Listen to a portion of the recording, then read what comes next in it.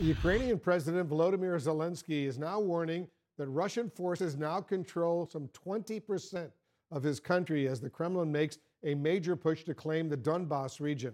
CNN's Melissa Bell is standing by live for us. She's in Odessa, Ukraine for us. She's got details. Melissa, I understand fierce fighting continues right now in the east where Russia is attempting to encircle Ukrainian defenders. What's the latest?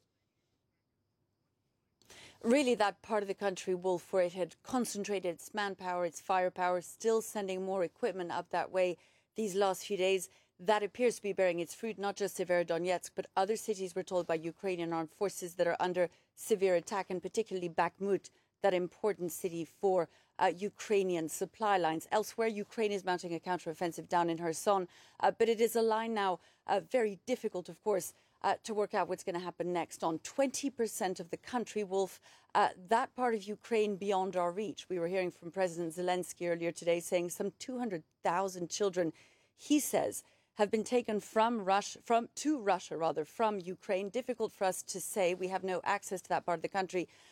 And that's one of these many divides that's now being created near Ukraine. You have the military line that stretches, says President Zelensky, for 1,000 kilometers from Mykolaiv right up to the north in Kharkiv. And then you have a communications line, a political line, and a line to which we simply, through which we can't get, and through an increasing which number of citizens are now being stuck. So for the time being, 20% in Russian hands. And for President Zelensky, clearly, the aim now is to break that line through Kherson, Wolf. Lots going on. Melissa Bell, one of our courageous journalists, reporting from Odessa in Ukraine. Thank you very much, Melissa. Stay safe over there. Let's dig deeper right now with retired U.S. Air Force Colonel Cedric Leighton. He's a CNN military analyst. Colonel Leighton, thanks so much for joining us.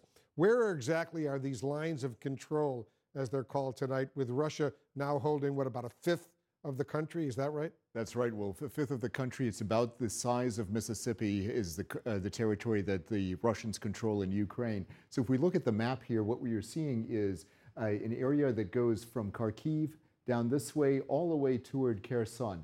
This is an area of control that the Russians have, and they're, in essence, fighting the Ukrainians in this area because what they need to do is they need to be able to control this area in order to achieve one of Vladimir Putin's main war aims, which is to control the Donbas region. Let's talk a little bit about this key city, Severodonetsk. Tell us about why it's so important right now, what's going on there. So this is critical, Wolf, because Severodonetsk is really the key point. It's right here, right in this part of the Luhansk region. The Luhansk region is the northern part of the Donbas area. The only part that the Ukrainians control of this area is this part right here that is right around Severodonetsk and just north of the town of Popasna. What this means is that in Severodonetsk, this critical junction is one of the areas where the Ukrainians are going to need to either keep this, if they want to keep this controlled, but the other problem that they have is it's very easy for the Russians to cut them off at this particular point. If the Russians do that, the Ukrainian forces here risk being surrounded, and that is going to be a huge problem for them. So what do you think the risk is of these Ukrainian troops being encircled there? It's very high, Wolf, and the Ukrainians have to be very careful to conserve their forces. If they don't conserve their forces, they are going to lose a large portion of their military, and that would be disastrous for their war effort.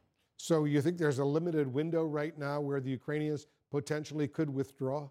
Yes, if they use these areas right in here, and if you take a look right through this area, they still have an open path back into the Ukrainian-controlled areas. If they do that, then they will have an opportunity to save that portion of their army. That's going to be critical. If they don't do that, they risk losing that army, and that, of course, would be a major blow for them. It certainly would be. Colonel Leighton, thanks for the explanation. Appreciate it very, very much.